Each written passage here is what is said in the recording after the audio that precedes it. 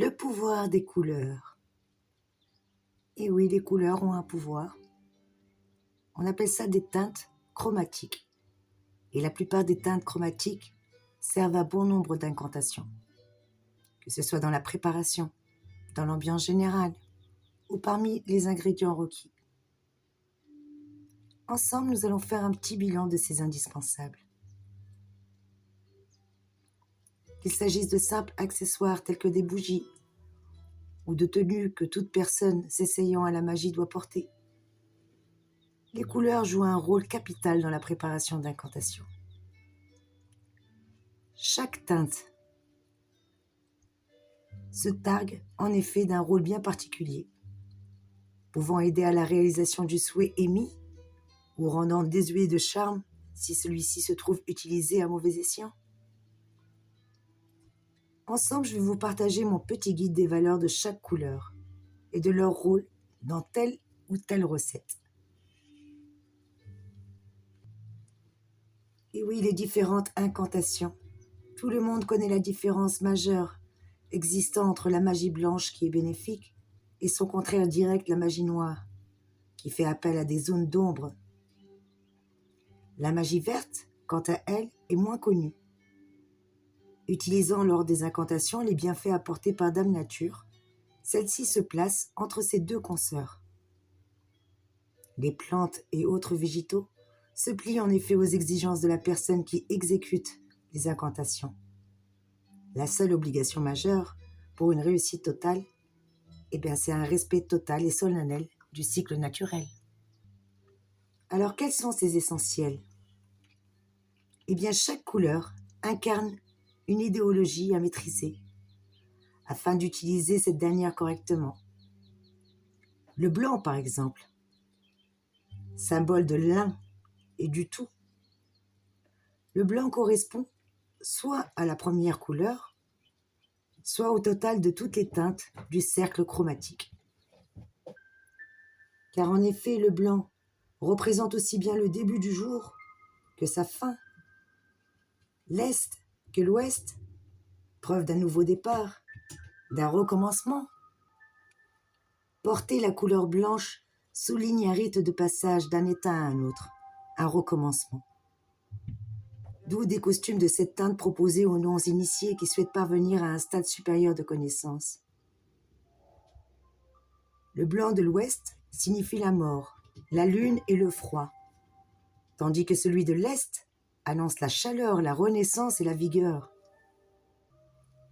La couleur blanche parvient donc à créer un lien entre le soleil et la lune, entre la vie et la mort. D'ailleurs, les druides et les autres prêtres plus ou moins proches de l'univers de la magie ont longtemps porté du blanc. Symbole de connexion avec la nature, avec les esprits et avec la pureté aussi. Quant au noir, le noir, comme le blanc, peut être considéré comme la somme de toutes les couleurs et donc comme le début de la gamme chromatique. Mais des différences majeures scindent ces deux teintes. Le noir incarne la froideur des idées négatives, des ténèbres. D'ailleurs, l'axe nord-sud est celui du noir. Et cette polarisation symbolise l'enfer et la transcendance. Alors cette couleur éradique généralement toute notion d'espoir dans la mort et annonce le deuil véritable. Fatalité, renoncement, exode ou repentir. Voilà autant de sentiments véhiculés par le noir en magie. Considéré avec le rouge comme la couleur du diable, le noir évoque aussi les ténèbres. Et qu'en est-il du reste de la gamme ? Le gris ? Il est le milieu parfait entre le blanc et le noir, entre la vie et la mort, entre le jour et la nuit. Ce gris annonce aussi bien la résurrection que la tristesse vis-à-vis d'un événement ou un état passé, mais il caractérise aussi l'inconscient de chacun. Le rouge. Le rouge est aussi bien masculin que féminin. Le rouge penche vers l'une de ces deux sphères selon sa teinte. Si celle-ci est puissante, affirmée, elle dirige vers l'homme, vers l'action, vers la passion, vers le désir, l'envie, l'éclat et la tonicité. Une coloration plus pastel, et voilà l'univers de la femme souligné dans les incantations, avec des notions de mystère et de secret. Le rouge est aussi symbole du feu. Il encourage la génération ou la régénération de l'être et se voit très apprécié depuis la nuit des temps sur l'ensemble des continents pour tous les experts de la magie. Couleur interdite aux non-initiés. Les incantations ne demandent du rouge qu'aux personnes ayant déjà pratiqué de la magie. Côté corps, c'est bien entendu le sang qui est représenté par le rouge, ainsi que le ventre fécond, là où naissent les forces et les faiblesses de chacun. Le orange. Orange, le charnel et l'intellectuel se lient dans cette couleur, créée à partir du rouge et du jaune. Rompez ce lien et voilà l'un des deux éléments qui supplante l'autre, pouvant changer radicalement le sens d'une incantation. Il faut donc trouver le parfait mélange afin d'obtenir un orange pur. Et le jaune?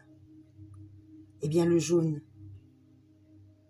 c'est les symboles qui correspondent à la couleur jaune sont assez multiples. Mais tous partagent le même point commun, de mettre en avant une force certaine, une véritable spiritualité. Le jaune fait penser au soleil, à l'éternité divine, à la chaleur, à la jeunesse. Impossible de d'estomper le jaune ou presque. Il suffit en effet de mettre en avant l'ambivalence qu'il renferme pour l'utiliser. On l'utilise généralement dans les incantations bien plus négatives, voire néfastes pour autrui. Le vert. Le vert, c'est la couleur qui représente le milieu. Si le gris se charge de partager le noir et le blanc, eh bien le vert, lui, s'occupe de différencier le bleu et le jaune, et le rouge.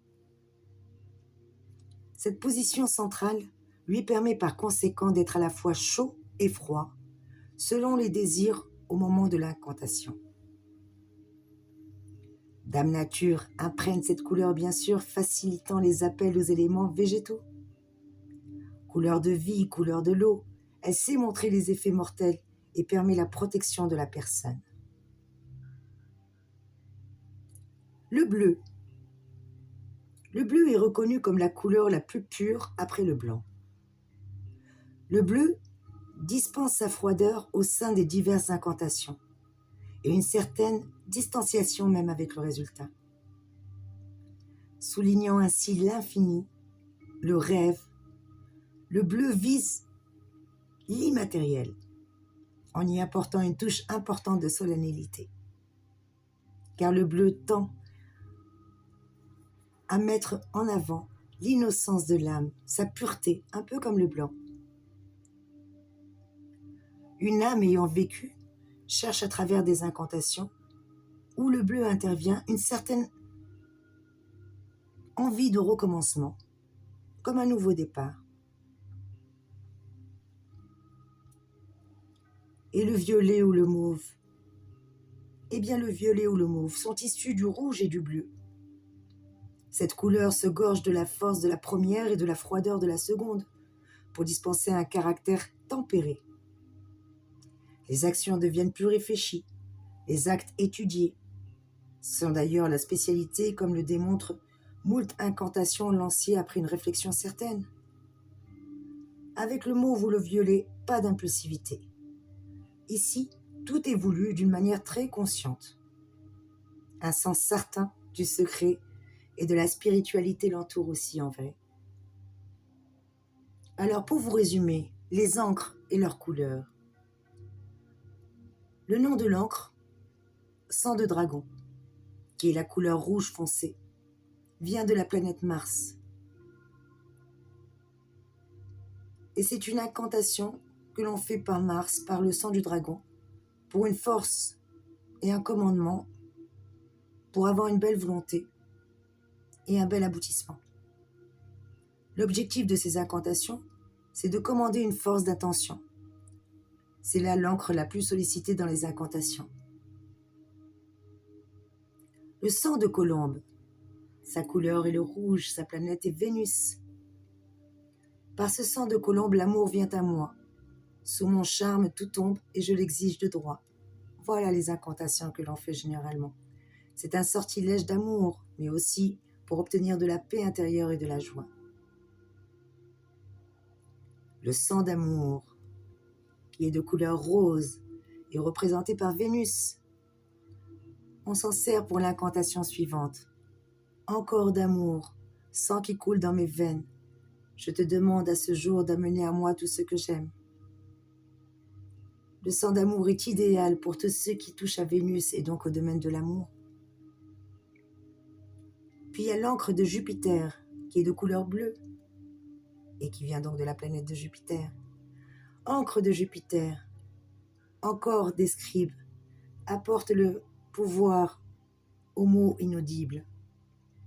Son objectif, c'est l'encre parfaite pour des écritures dans des grimoires magiques, par exemple. Il y a aussi le sang de papillon, orange ou jaune de couleur, vient de la planète Mercure. Et l'incantation serait sang de papillon subtil, force de la pensée. Je te demande d'œuvrer dans tout ce que je voudrais. Son objectif est de sélectionner. Pour les sceaux et les talismans, c'est la couleur que l'on prend en général. Vient ensuite l'encre de fortune, qui est de couleur verte, dominée par la planète Vénus. L'incantation serait encre des prés, apporte calme et fortune, telle est ma volonté. Son objectif, l'argent, la chance, le travail sont les domaines de prédilection de cette encre. Vient ensuite l'encre de bannissement, qui est de couleur noire, gouvernée par la planète Saturne. Son incantation serait encre noire de Saturne, par ta couleur et par ta noirceur, toutes les ondes négatives, fermement tu repousseras. Encre noire de Saturne, par ta noirceur, toutes les ondes négatives, fermement tu repousseras. Son objectif est de permettre de bannir les mauvais rêves, les pensées négatives. On l'utilise généralement, et même idéalement, avant un rituel de purification, en écrivant tout ce qui nous tracasse l'esprit sur un parchemin avant de brûler celui-ci. Et en dernier lieu, l'encre des prophéties, de couleur mauve, gouvernée par la planète Neptune.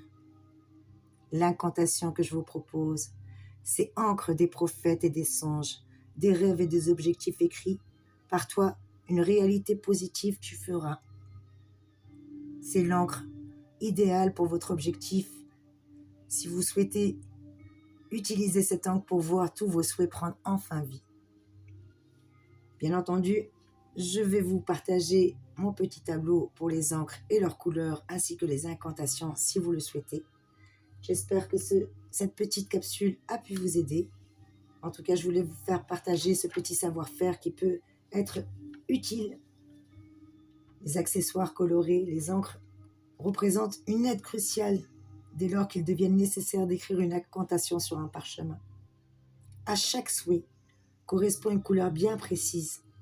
Et c'est pour ça qu'il est bon de bien les connaître. Et c'est pour cette raison que je vais vous partager ce tableau. Alors, connaissez chacune des encres. Écrivez avec la bonne encre sur le parchemin. Avant de brûler ce parchemin, concentrez-vous. Outre la présence de ces écrits colorés, il y a besoin que l'expérience vous apporte tous les accessoires nécessaires. Par exemple, si c'est l'encre des prophètes qui est préparée afin de voir une de ses envies s'accomplir, on dispose autour du sol des bougies mauves, comme l'encre, concoctée. Ou inversement, si vous souhaitez faire un rituel pour l'argent ou la chance dans le travail, dans le domaine de prédilection serait l'encre verte, l'encre de fortune, Idem pour les éléments autour, mettez les bougies vertes. Et ainsi de suite. En tout cas, voilà mes petits chers abonnés, c'était un petit récapitulatif de mes savoir-faire et de ce qu'on m'a appris. Donc l'Asso Énergie est là pour vous partager ça aussi. N'hésitez pas à me dire si cette petite vidéo vous a plu et si vous voulez qu'on partage un peu plus de savoir-faire ensemble.